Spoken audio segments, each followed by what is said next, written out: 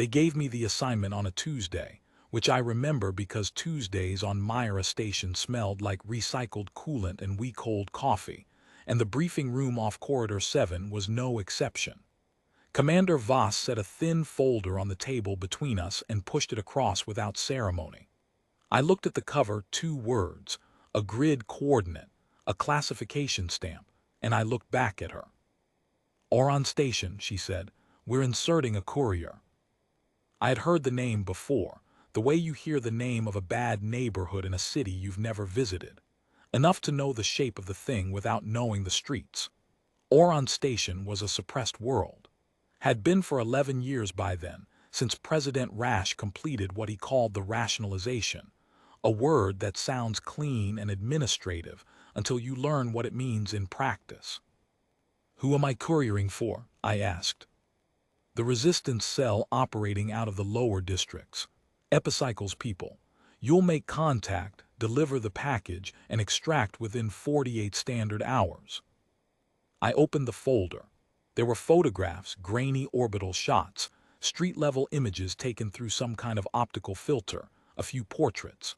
One of them showed a man in a gray uniform standing at a podium, his face arranged into an expression that I would come to recognize as Oronian calm. Ratio Rasch. He looked like a mathematics professor, the kind who grades on a curve not from kindness, but from the certainty that emotional considerations have no business interfering with outcomes.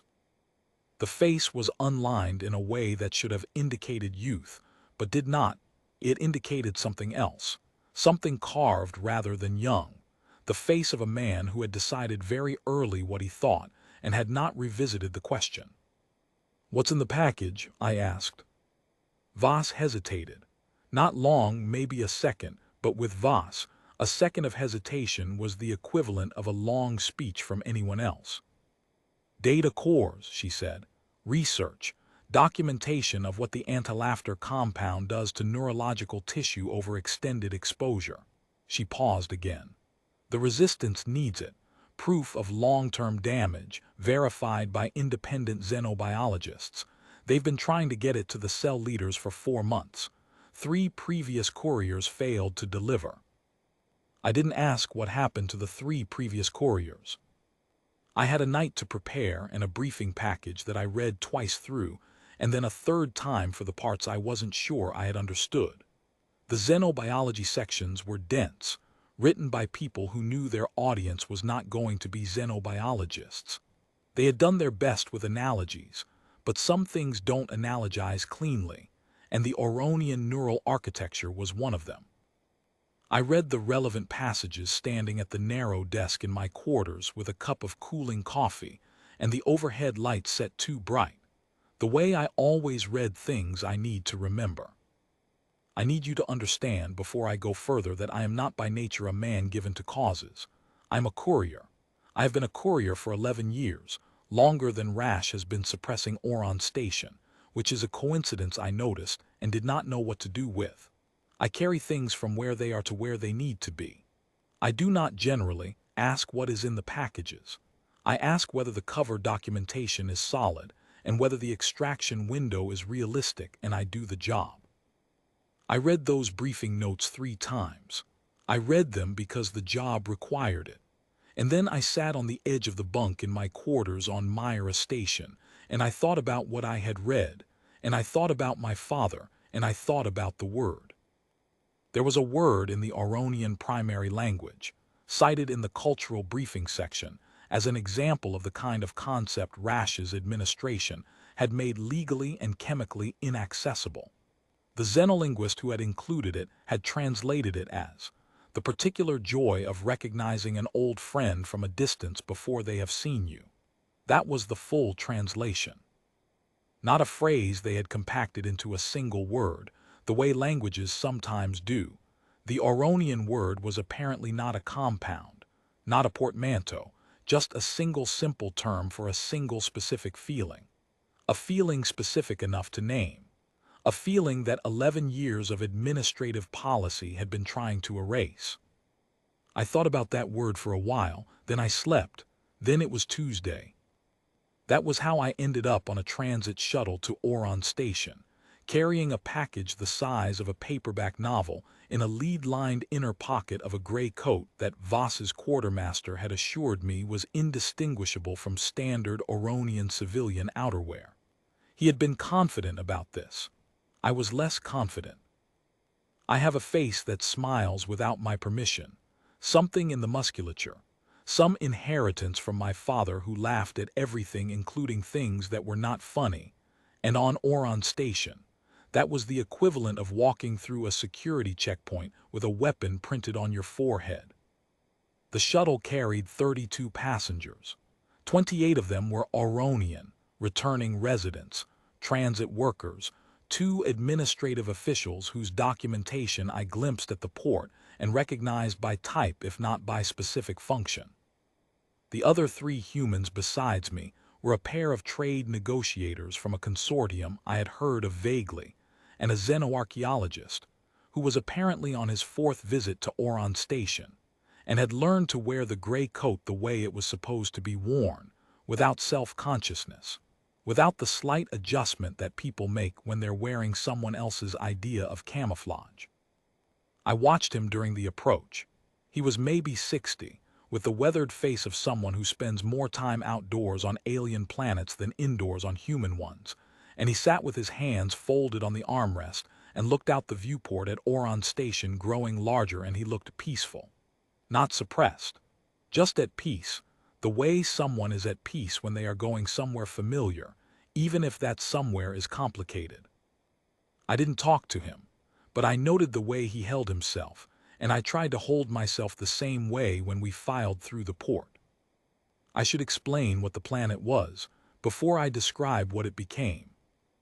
Oron Station had been a world with a healthy civilization, not human, not by any stretch, but recognizable in the ways that matter. They had music. They had art in a form I couldn't fully parse, something to do with the arrangement of mineral deposits in public spaces, but which the xenosociologist who briefed me said carried genuine emotional weight for anyone who grew up reading it. They had festivals. They had a calendar of observances tied to the planet's twin moons, seasonal practices, shared meals, public gatherings for no productive purpose whatsoever except the gathering. They had, as I have said, a word for the particular joy of recognizing an old friend from a distance before they have seen you. Rasch had done away with all of it. The Oronians were not biologically identical to humans of bilateral symmetry, roughly our height, with a coloration that ran toward pale grays and browns naturally, without the artificial assistance of Rasch's weather management. Their neurochemistry ran on different tracks from ours. They processed logic and emotion through the same neural substrate, which meant that for them, the two were not in tension the way they sometimes are for us. They felt their reasoning and they reasoned their feelings. It made them, in the estimation of everyone who studied them, a fundamentally integrated species. Not always happy, they had grief and fear and anger, all the standard equipment, but integrated in a way that made pure cold reason feel to them the way pure cold silence feels to a human who grew up in a house full of music. Rasch had decided that the emotional side of the equation was inefficiency, a contaminant. He had been a minor administrator in the planetary government, a man with a gift for logistics and a deep discomfort with anything he could not quantify. He had risen through the bureaucracy during a period of economic stress, promising stability and productivity, and a government that made decisions based on evidence rather than sentiment. This was not inherently wrong. The problem was where he drew the line between sentiment and function. He drew it at laughter. Laughter in Rasch's framework was the most extreme and least defensible form of emotional excess. It was involuntary, contagious, and served no productive purpose. It interrupted work. It defied classification. It spread. In the early years of his administration, before the rationalization was complete, Rasch's researchers, and this was the information on the data cores in my pocket. The information 3 couriers had died trying to deliver, had discovered something that confirmed Rasch's fear and exceeded it. Laughter in Oronian neurochemistry did not merely distract, it activated dormant pathways. old ones, pre-rational ones by Rasch's definition. An Oronian who laughed genuinely and repeatedly over weeks and months underwent measurable changes in their neural substrate. They became, in Rasch's terminology, unstable. In the terminology of everyone else, they became more fully themselves. Rasch had declared this a public health crisis. The anti-laughter compound, a serum administered under arrest or through the water reclamation system in districts under special supervision, suppressed those pathways. It was not painful, or so the technical documentation claimed. It simply made laughter impossible, not the behavior, the impulse. The thing that rises in your chest before the sound comes out. They took that. I landed on Oron Station on a gray morning, the kind of gray that doesn't come from clouds but from policy. A sky that had been exactly that color for 11 years, because the atmospheric processors had been recalibrated to reduce UV spectrum light, which Rasch's researchers had correlated with elevated mood indices. Even the weather had been rationalized. The port was efficient. Everything was efficient. The Oronian customs officers processed my transit documents with a speed and accuracy that would have impressed me under other circumstances. And one of them, a woman with a face that had the particular exhausted stillness of someone who had been suppressed for a long time, looked at my coat, and then at my face, and then back at my documents.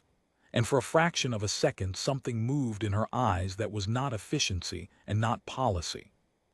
Then it was gone, or it went back to wherever it had been kept. I have thought about that moment many times since. That fraction of a second. She looked at me, not at my documentation, at me, and something in her recognized something. I don't think it was that I was human, specifically. I think it was something more general and more stubborn than species identification. I think she saw a face that had not been managed, and for a fraction of a second her own face remembered that faces could be unmanaged. Then she stamped my documentation and handed it back and said, in the official transit language, "Welcome to Oron Station. Enjoy your visit." I collected my bag. I walked out into the gray street. I found the address I had memorized. The lower districts of Oron Station were where the suppression was weakest, not because Rasch's administration didn't try, but because old infrastructure is leaky infrastructure. The water reclamation mains down there were a patchwork of 3 different generations of pipe, and maintaining consistent compound concentration was, I had been told, a logistical problem the administration had never fully solved. The effect was subtle. Not laughter, nothing as obvious as laughter, not openly, but something. A woman sweeping her doorstep with a particular vigor that had no practical justification. A man examining a piece of rusted machinery with an expression that was not quite a smile but was in the same country. Children moving through a narrow passage between buildings, and one of them, a small one, moving fast, making a sound as he ran that was almost nothing, barely audible, but which made the woman at the doorstep look up, and for a moment the broom in her hands became still. Small things, human things or the Oronian equivalent, the things that survive policy. I found the door I was looking for at the end of a narrow passage that smelled of mineral dust, and something else I couldn't identify, something warm and organic and out of place in all that gray. I knocked 3 times, paused, knocked once more. The door opened. The woman standing in it was not what I expected. I had been told that Epicycle was a veteran of the resistance, someone who had been fighting Rasch's administration since the early years. I had expected someone hard-worn, scarred in the ways that prolonged covert resistance scars people. She was. But there was something else in her face, something that the compound clearly hadn't reached, or hadn't touched, or couldn't touch, a warmth that she carried without advertising it, like a coal kept alive in a coat pocket. The kind of warmth that is not performed. The kind that comes from being committed to something for a long time and not having lost it. She looked at me for a moment. Then she said, in the standard trade language we had both been briefed to use, "You're late." "I had a thorough customs inspection," I said. Everyone does. She stepped back. Come in. The room beyond the door was small and cluttered in the specific way of people who have too much work and too little space. There were two other people in it. The man she introduced as Fountain was large and quiet, with the kind of stillness that suggested he had once been something other than quiet and had decided on stillness as a considered choice. He had the build of someone who had done physical work for a long time, and the hands to match, heavy hands, careful hands, the hands of a man who knows how much force things require and applies exactly that. He looked at me and nodded once and went back to examining the map on the table. I found out later from Galaxia, who told me facts that were too large for emphasis in the matter-of-fact way she offered all such facts, that Fountain had spent 6 months in Rasch's detention facility 3 years prior. The labyrinth, the resistance called it. A place not for punishment, but for recalibration, extended high concentration, compound exposure, systematic interrogation, the careful dismantling of whatever the regular suppression had not yet reached. He had come out with the particular stillness I was observing now, which was not the stillness of a man at peace, but the stillness of a man who had decided that controlling his own reactions very precisely was the only reliable safety available to him. He had come out and gone straight back to Epicycle's cell without discussion, and she had received him without asking, and that was the shape of it. Some weights are carried alone, and the people who care about you know when to let you carry them. The woman she introduced as Galaxia was younger, notably younger, maybe 20, maybe 22, and she looked at me with a directness that reminded me of Voss, the way some people assess a situation before they've said a word. She had the focused quality of someone who has been learning things quickly out of necessity and knows she still has gaps, and is not embarrassed by the gaps because she is filling them as fast as she can. She looked at my coat, at my hands, at my face, and then at the inner pocket where the package was, as if she could see through the cloth and the lead lining to the cores themselves. I took out the package and set it on the table. Epicycle didn't touch it immediately. She looked at it the way you look at something you've been trying to get for a long time, with a kind of careful restraint, as if touching it too fast might break the reality of having it. Then she looked at me. "You know what this is," she said. It wasn't a question. I was briefed. "Do you understand what it means, for us specifically?" I thought about the water reclamation mains, the leaky pipes, the woman at customs whose eyes had moved for a fraction of a second, the child in the passage making a sound that was almost nothing. "I think so," I said. "The administration has been telling our people for 11 years that the compound is a preventive treatment, that the..." She paused, and I could see her choosing words carefully. "The condition it treats is a genuine neurological disorder, instability, irrationality, that without the compound our people would be unwell." She placed one hand flat on the table near the package but did not touch it. "What is in this package proves that the compound is the disorder. That what it suppresses is not dysfunction. That 11 years of treatment has caused damage that we did not know the extent of, and that Rasch knew and continued." The room was very quiet for a moment. Outside, the gray city moved through its gray afternoon with the efficiency that had been mandated of it. "We can use this," Fountain said. He said it simply, without drama, which made it more serious than drama would have. He was still looking at the map. "We have to get it to Ian first," Galaxia said. She was looking at a map on the wall, a district map of Oron Station, with certain points marked in a system I didn't know. "He's the one who can distribute it. Ian has contacts in 12 districts. If he can get copies of this data into enough hands before the administration finds out it's in circulation, Rasch will know within hours of any distribution attempt," Epicycle said. "Then we move tonight," Galaxia said. She said it the way young people say things that need to be true, with a certainty that was less about confidence than about refusal to consider the alternative. But she said it without the recklessness that certainty sometimes carries in young people. She said it the way you say a thing when you have already thought through what it costs, and decided the cost is acceptable. I had been supposed to deliver the package and extract. That was the assignment. 48 standard hours, deliver, extract, debrief at Myra Station. Commander Voss had been very clear. I looked at Epicycle. I have a cover identity that will hold for another 36 hours, I said. After that, my transit documentation flags. She looked at me steadily. I'm not asking you to stay. I know, I said, I'm offering. She nodded once. The kind of nod that doesn't thank you, it's past thanking.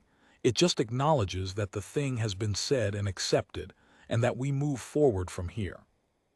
That night, the four of us moved through the lower districts toward the sector where Ian operated. I say we moved. We navigated is more accurate.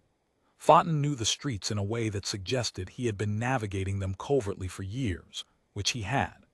We took a route that avoided the 3 patrol corridors Galaxia had memorized from observation over the past month, and we moved in 2 pairs with 60 meters between us, so that if one pair was stopped, the other could adjust. The city at night was quieter than most cities I have been in, and not in the way of cities that are simply asleep. It was the quiet of a place where the behaviors that generate noise, a conversation, argument, the sound of a gathering, had been progressively removed from public space. The buildings were lit at their operational minimums. The few Aronians we passed moved on their own routes, alone or in pairs, without the social intercourse of ordinary nighttime transit.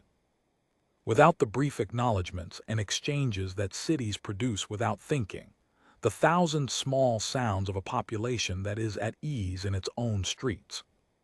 Oron Station at night sounded like a library where no one has come to read for a long time. The patrols were not subtle.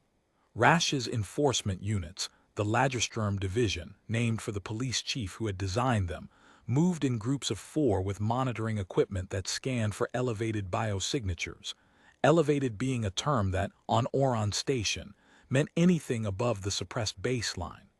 What they were scanning for in practice was emotion. They had made emotion quantifiable, measurable, arrestable. The patrols moved with the brisk, purposeful quality of people who believe in their function, which was the most disturbing thing about them. They were not malicious, most of them. They were efficient. They had been told that what they suppressed was dangerous, and they believed it, and they did their jobs. We were stopped once. A patrol of 4 came around a corner faster than Fountain had calculated, and we had no time to divert. Epicycle and I were the forward pair. She straightened immediately, posture shift, minute but total, the kind of physical recalibration you only learn from years of living under surveillance, and she walked without changing pace. I did the same, or tried to. I have already mentioned my face, my father's face. One of the patrol officers looked at me. He held his scanner steady. The device was about the size of a large flashlight, and it emitted a faint hum that I now know was the resonance frequency of the biosignature detection circuit. I didn't know that then. I just heard the hum and looked straight ahead. The scanner beeped, one short tone, which I had been told meant a reading within acceptable parameters. He looked at me for another moment. I was thinking of mathematics.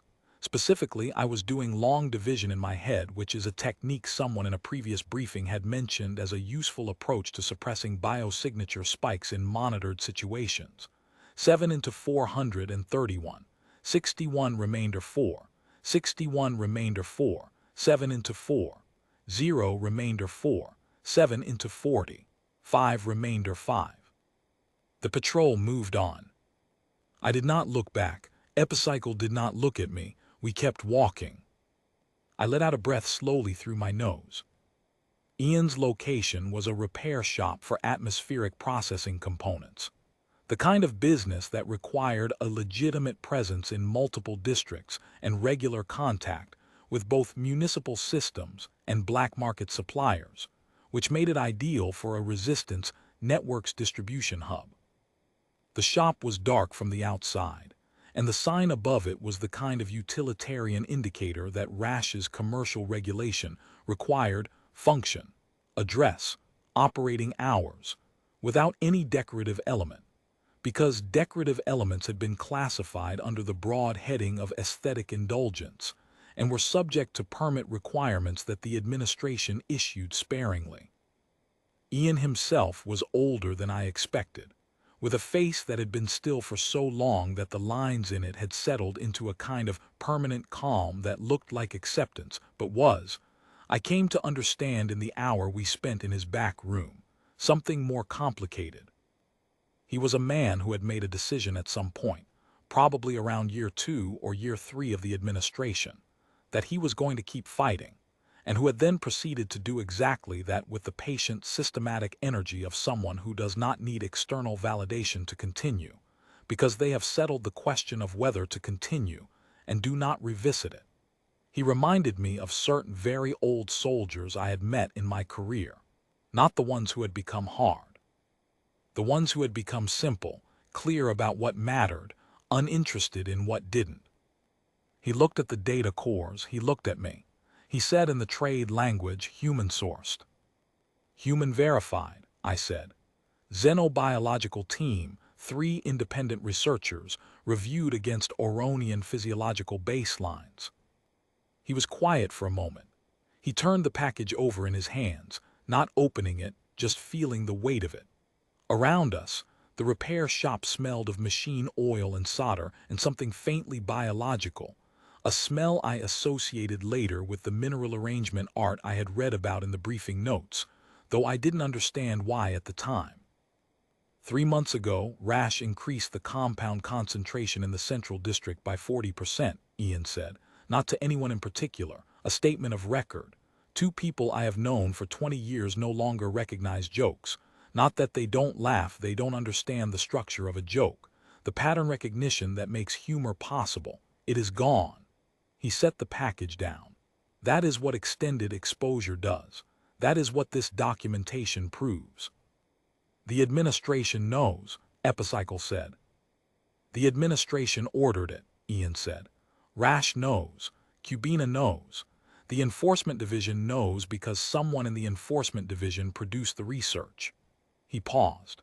And our people do not know because they have been told a story about public health and rational governance, and they have been given a chemical that makes it difficult to think about anything with enough intensity to question the story. Galaxia said, then we change that tonight. Ian looked at her. There was something in the look, not condescension, not the look of an older person humoring a younger one. It was more like recognition, like he was seeing something in her that had been there for a while and he was finally acknowledging it plainly. Yes, he said, we do. The plan was straightforward. Ian had 12 contacts. Each contact had a distribution mechanism for their district, different ones, adapted to the local infrastructure, most of them exploiting the same patchwork of old water mains and ventilation systems and underground transit routes that the suppression program had never fully sealed. The data cores would be copied onto local nodes. By morning, the information about the compound's long-term neurological effects would be accessible to any Oronian who reached one of those nodes. Fountain began copying the first set of files. The equipment for it was built into the workbench, a compact system, well-maintained, with the particular looked-after quality of tools that someone depends on. The copying process was quiet. We stood around it in the back room of Ian's shop, and we did not speak much, because there was not much to say that needed saying. And because the weight of the thing we were doing was one of those weights that conversation makes lighter without actually diminishing. And this was not a night for lightening weights. The problem arrived before the copying was finished. The alarm was a sustained tone at a frequency I felt in my back teeth. It meant, Fountain told us quietly, that a district had gone into active suppression protocol. Elevated scanner readings somewhere had triggered a sweep. Galaxia's head came up. They found one of the nodes, she said. Someone got there first, one of the prepositioned caches. One, Fountain said. One too early, she said. Ian hadn't finished the distribution. I did the arithmetic. 12 contacts. If the distribution had been interrupted after one, Then 11 districts had nothing. Everything that mattered was still on the cores in Fountain's coat. "Where are we?" I asked.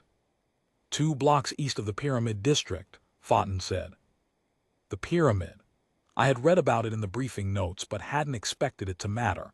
A geological formation, old, pre-rationalization, that the resistance had been using as a reference point in their communications.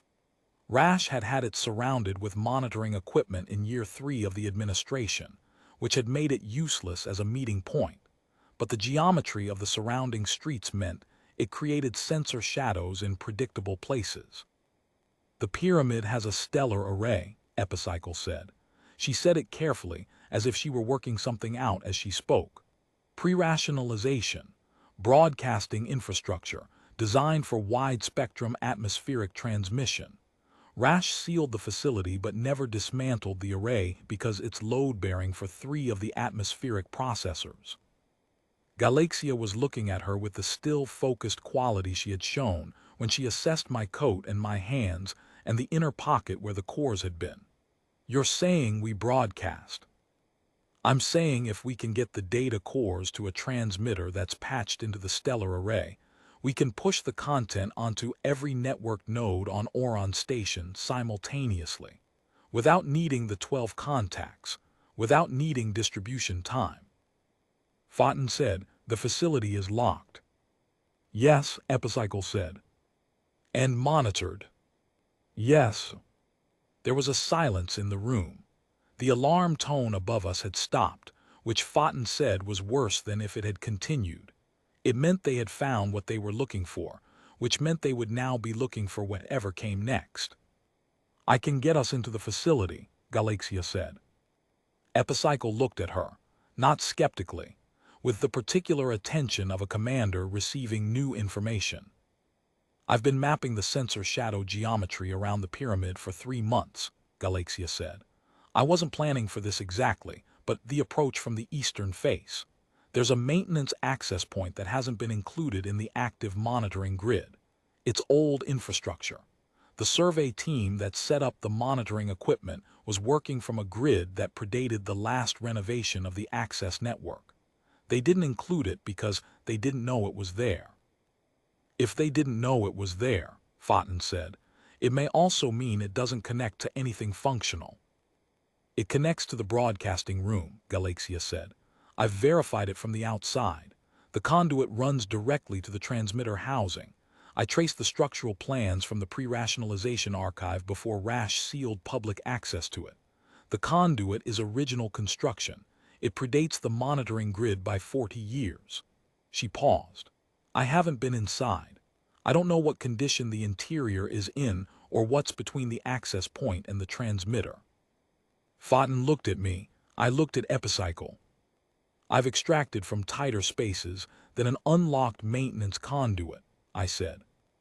"This isn't extraction," she said. "This is entry." "I'm adaptable," I said. She looked at me for a moment. Then she said, "Let's go."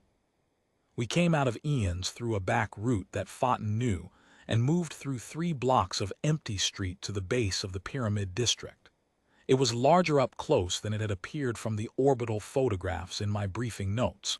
The photographs had not given scale. It rose above the gray district in the gray sky, constructed of something that absorbed light differently from the surrounding architecture.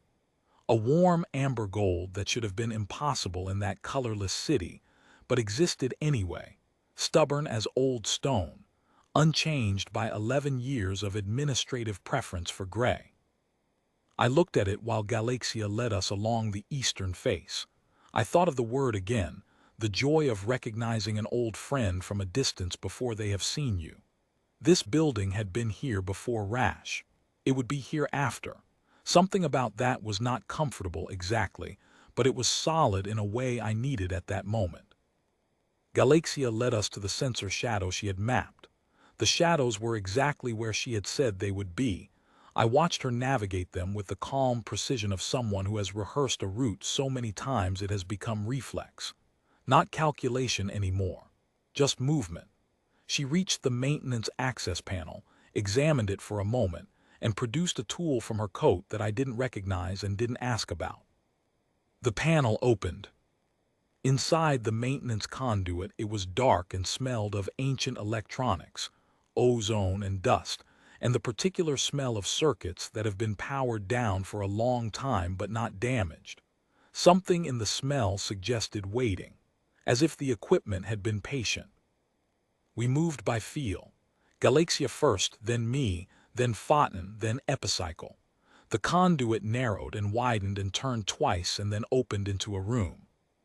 The broadcasting room was exactly what a stellar array needed to be, a space that had been designed to last, to survive administrations and policy changes, because the function it served was too structurally integrated to risk dismantling. The transmitter housing occupied most of one wall. The interfaces were pre-rationalization vintage, which meant they were designed by people who had not yet been suppressed, who had built them according to a different set of values. The panel controls had color. Not function color, not just the reds and greens of operational status, but decorative color, small inlays of amber and blue at the edges of the panels, a border of something that might have been the same mineral arrangement art I had read about in the briefing notes. The room smelled of old electronics, ozone, and something else, that warm, organic something I had noticed at Ian's, stronger here, as if it had been concentrated by the closed space. Rasch had not had this room repainted. He had sealed the facility. He had installed monitoring equipment at every known exterior access point. He had stripped the broadcasting function from every official use and allowed it to remain only as structural support for his own atmospheric processors. But he had not repainted this room. I have never decided whether that was oversight or something else, whether somewhere in the administrative calculus there was a line he would not cross, whether even Ratio Rasch, president of Oron Station, had looked at the amber and blue borders on those panels and found himself unable to give the order. It does not matter. He did not repaint it, and the room was as it had been. Photon was at the transmitter interface before the rest of us had fully oriented. He had the data cores out and was working through the connection protocol with the systematic focus of someone who has drilled this scenario. Not this specific scenario, but the general shape of it.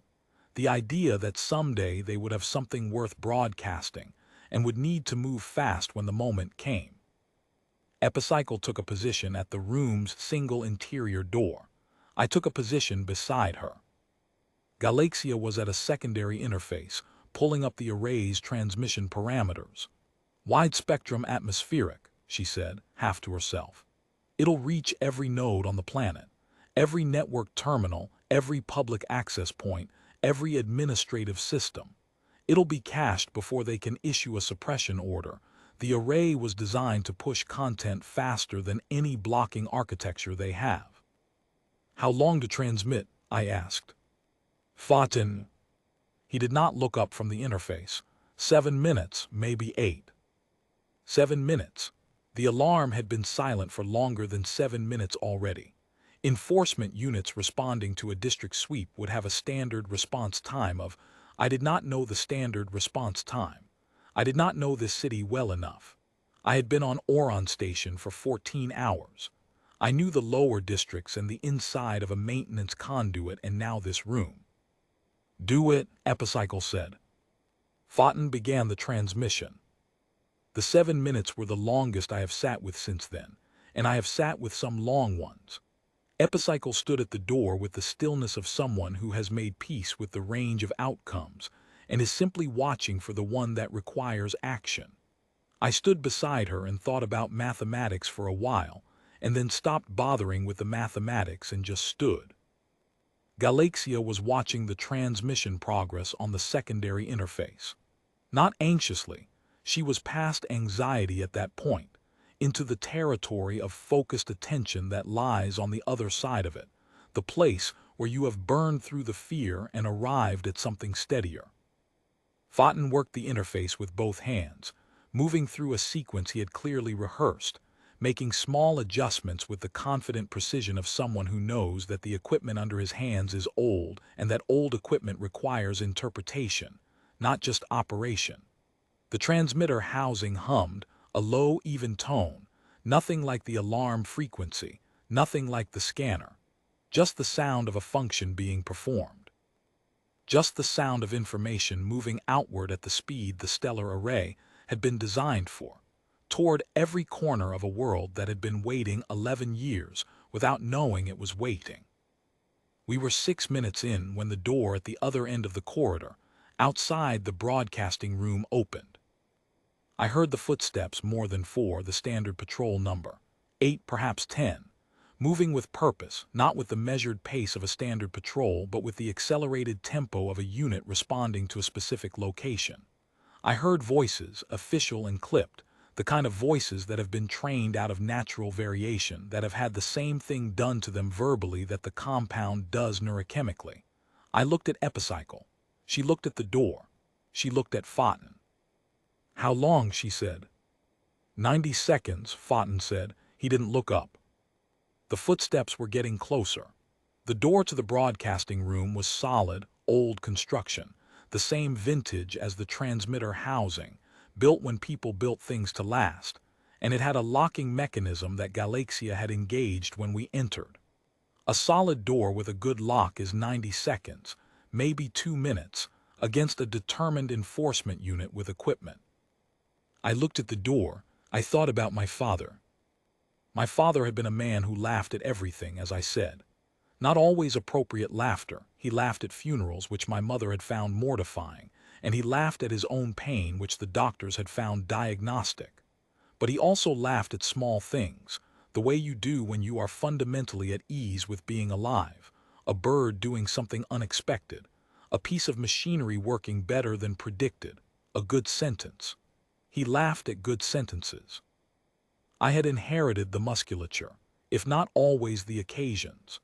I had spent 11 years as a courier trying not to be my father in customs lines and security checks and briefing rooms where Voss needed me to have a flat face. Standing in that broadcasting room, with the footsteps approaching and 90 seconds on the clock, I thought about how 11 years is a long time to try to suppress the thing you were built to do. The enforcement unit was at the door. The pounding started, not the 323 of a resistance signal, something heavier, official, the sound of authority that expects compliance. 45 seconds, Fountain said. The lock held. I looked at Epicycle. She was watching the door with an expression I recognized, not from any particular person I had known, but from a category of expression. The look of someone who has been doing a hard thing for a long time and can see the end of it and is not certain whether the end is what they hoped or something else entirely. 11 years in her face. 11 years in the set of her shoulders and the careful way she breathed and the cold warmth that had not gone out. 30 seconds, Fountain said. The door shuddered. Something was being applied to the lock from the other side, a cutter, a dissolver, something technical and purposeful. I could see a thin line of brighter light appearing at the door's upper edge. I said to Epicycle quietly, "What happens after the broadcast?" She looked at me.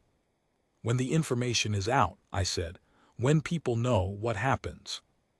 She was quiet for a moment. The cutter was working through the lock. "They'll know the compound damages them," she said. "They'll know Rasch knew, and they'll know that what the compound suppresses is not illness." She paused. "The compound takes time to clear, weeks, sometimes months. The damage from extended exposure takes longer.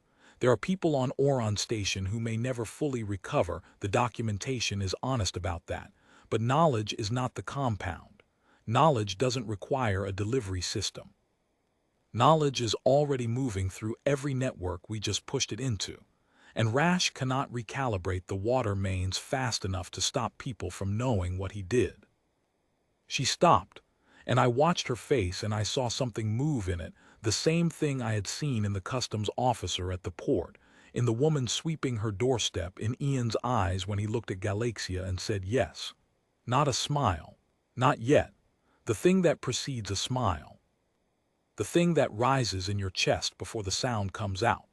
The thing that Rasch had spent 11 years trying to chemically remove from a population of millions.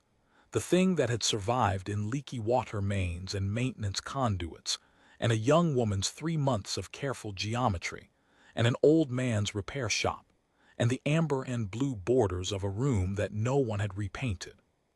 15 seconds, Foughton said. The lock gave, the door opened. The enforcement officers came through fast and professional, the way they'd been trained, and the first one through had his scanner raised and he swept it across the room, and it beeped not one short tone but a sustained tone, the alarm for a room full of elevated readings, multiple sources. I don't mean to make what happened next noble. I don't mean to tell it as if I planned it, as if it was strategy. It wasn't. It was my father's face doing what it does. I laughed. Not a polite laugh. Not the nervous kind that people produce under stress to signal harmlessness. I laughed the way my father laughed from somewhere low and real. The way you laugh at a bird doing something unexpected or a sentence that is exactly right or machinery that works better than predicted or the specific, particular, unreasonable absurdity of 4 people in an old broadcasting room on a suppressed alien planet, having pulled off the thing they came to pull off with 15 seconds to spare. We had made it. We had actually made it. And there we were standing in the amber and blue light of a room that had been waiting 40 years for this exact moment, and the enforcement officers were coming through the door with their scanners and their official voices, and all of it was just exactly as strange and as real and as specific as anything I have ever lived through. It was the most specific moment of my life. I laughed because it was the most specific moment of my life. The lead enforcement officer stopped. His scanner was going steadily. The tone it produced was not one of its standard tones.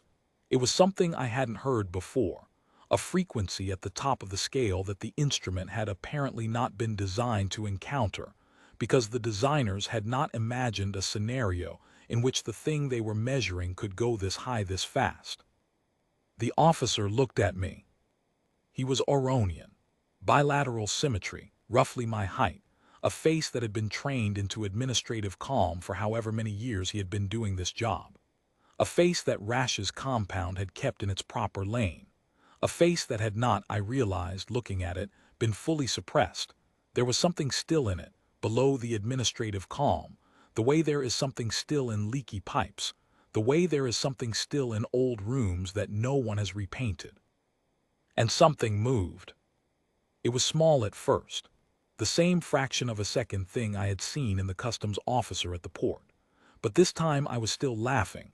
I couldn't stop, and I wasn't trying to, and the Oronian neurochemistry that Rasch had spent 11 years trying to seal off was not, as it turned out, as sealed as he had believed.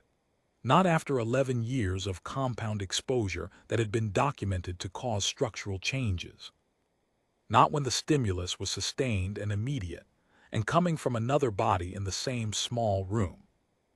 The officer's mouth moved, not words, not a command, something that in a human face would have been the beginning of a smile. His partner, the second officer through the door, made a sound. I had never heard an Oronian laugh before. I want to be accurate about this. It did not sound like human laughter. It was lower, more resonant, with a quality that I can only describe as harmonic. It had structure. It built on itself, one frequency reinforcing another until the whole thing was larger than its parts. And I understood, hearing it, why the Oronian neurobiologists in the documentation had described laughter as activating dormant pathways, because this was a sound that was activating something. You could hear it happening. The sound was the evidence of the process. The second officer laughed. The third officer laughed. The first officer, the lead, the one whose scanner was now emitting its off-scale alarm, put the scanner down on the floor and laughed. And when he laughed, his face stopped being an administrative face and became the face of a person who had been carrying something very heavy for a very long time and had just, unexpectedly, been allowed to set it down. Foughton looked at me over the console. His face was doing something complicated, the kind of thing faces do when relief and grief and something else are all operating simultaneously, and none of them are winning. He made a sound that was not quite laughter and not quite a sob and was not quite anything with a clean name, but was full. Galaxia was crying and laughing simultaneously, the way people do when the tension finally goes. Her hands were flat on the secondary interface, holding herself up slightly, and her shoulders were shaking, and her face was open in a way that faces are not usually open, the kind of openness that happens when you stop managing an expression because you have temporarily run out of the capacity to manage anything. Epicycle was looking at the lead enforcement officer. He had straightened up from where the laugh had bent him, and he was looking back at her with the particular expression of someone who has just remembered something they didn't know they had forgotten. Something old. Something that predated the gray sky and the recalibrated weather and the compound in the water and 11 years of administrative efficiency. Something that had been waiting in the same place as the amber and blue panels, in the same place as the leaky pipes, in the same place as the word that meant the particular joy of recognizing an old friend from a distance. He did not arrest us. He looked at Epicycle for a long moment. She looked back, two people on either side of something that had just shifted, neither of them certain yet of the new geography. Then he looked at the scanner on the floor. Then he looked at his 3 officers, who were still recovering from something that their bodies had done, and their administrative training had not prepared them for. Then he looked at the room, at the transmitter housing, at the amber and blue panels, at the console where Fountain was standing with the quiet certainty of a task completed. He picked up the scanner. He looked at it for a moment. He set it on the workbench beside the transmitter housing. And he walked out of the room. The 3 other officers followed him. Their footsteps went back down the corridor and through the door at the far end, and then there was silence. I stopped laughing eventually. These things do stop, even when they don't want to. The transmission was complete. The data cores had broadcast to every network node on Oron Station, every public terminal, every administrative system, every water reclamation monitor, which was an elegant irony that I appreciated more later than I did in the moment. Rasch would know within the hour. The Lagerstrom division would mobilize, arrests would be made, compound concentrations in the central district would be increased, every asset we had used tonight would become a liability by morning. This was not over. A single broadcast of documentation, however damaging, does not end an 11-year administration overnight. Epicycle knew this. She had told me as much in the crawlway when I'd asked what happened after. But there is a difference between a population that does not know what has been done to them and a population that does. There is a difference between a resistance cell operating alone in the dark and a resistance cell operating with 12,000 people who have just had confirmed. In technical language, they can share and cite and argue over and lie awake thinking about that their government suppressed a fundamental neurological function and knew what it was doing and continued. There is also this, an enforcement officer who had walked out of a broadcasting room and left his scanner on the workbench. I do not know his name. I do not know what he did in the weeks and months that followed, whether he continued in his position or whether he found a reason not to, whether he was among the enforcement officers who participated in the crackdown Rasch ordered or whether he was not. I know what his face looked like when he stood back up. I know what he looked at when he looked at the scanner on the floor. I know what he did with it. I left Oron Station 31 hours later, through the port, with documentation that had become marginally more fraught after the events of the previous night. The customs officer who processed my exit papers was not the same woman who had processed my entry. This one was a young man with a face that had the trained stillness of long-term suppression, and as he stamped the documentation and handed it back, his eyes moved to mine and then away, and the corner of his mouth moved in a way that was not quite anything yet, not quite the beginning of a smile, but was in the neighborhood, was aware of the neighborhood. I walked through the gate. I found my seat on the shuttle. I sat with the empty pocket where the data cores had been, and the window showing Oron Station's gray sky receding as we climbed. Commander Voss debriefed me in exactly the terms appropriate to a courier extraction: package delivered, cover maintained, extraction completed within window. She noted the deviation from the planned 12-contact distribution in favor of a wide-spectrum broadcast. She filed the report. The report was thorough and accurate and captured none of what I have just told you. The last intelligence summary I saw, before the classification closed, indicated that Rasch's administration was under significant internal pressure, and that enforcement activity in the lower districts had become inconsistent. Inconsistent is the word intelligence summaries use for something that is beginning to fall apart, for a system whose operators are starting to have reasons not to do what the system requires of them. I do not know what happened to Epicycle. I do not know what happened to Galaxia or Photon or Ian. I know what the xenobiological follow-up documentation said about the compound, that it metabolizes. Weeks, sometimes months. The pathways it suppressed are in most cases recoverable. Not all cases. Some people were suppressed for too long. Some of the damage is permanent. This is the part that Rasch knew.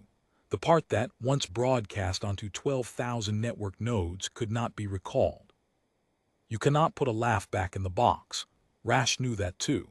It was the entire premise of his administration. He was right about that part. He was right that it spreads, right that it activates things, right that it cannot be managed once it is in the population and moving. He built his entire government on the understanding that laughter was a pathogen that could not be contained once released, and he spent 11 years trying to make sure it was never released.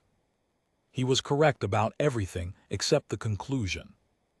I have been on a lot of planets since Orion Station. I have been in a lot of rooms where things were decided, and a lot of corridors where things played out. I have never forgotten the particular smell of that broadcasting room, old electronics, ozone, the mineral warmth of something that had been waiting a long time for the right signal. My father used to say that the things worth doing are the things that start before you can see the end of them. He said it about construction projects and long drives and arguments worth having and conversations with people who were difficult and worth the difficulty. He was not a man who gave advice often. When he did, it was usually that, and it was usually right. Epicycle started something on Orion Station 11 years before I got there. I was one part of one night in the middle of it, a courier who stayed past his extraction window and laughed in an old broadcasting room, and was, for once in his professional life, grateful for his father's face. I cannot tell you how it ended. I can tell you what a scanner sounds like when it reads off the scale. I can tell you what it sounds like when an Oronian, standing in a room as an enforcement officer doing his assigned function, hears something his neurochemistry has been waiting 11 years to hear. And what happens when the chemical seal, already cracked by old pipes and leaky mains, and one specific moment of specifically human laughter, finally gives way? It sounds like a chord. It sounds like something that builds. I carry that sound the way my father's face carries the lines of a lifetime of laughing, settled in, permanent, part of the structure, part of what I am. Some things cannot be suppressed forever. The ones that can't tend to be the ones worth fighting for.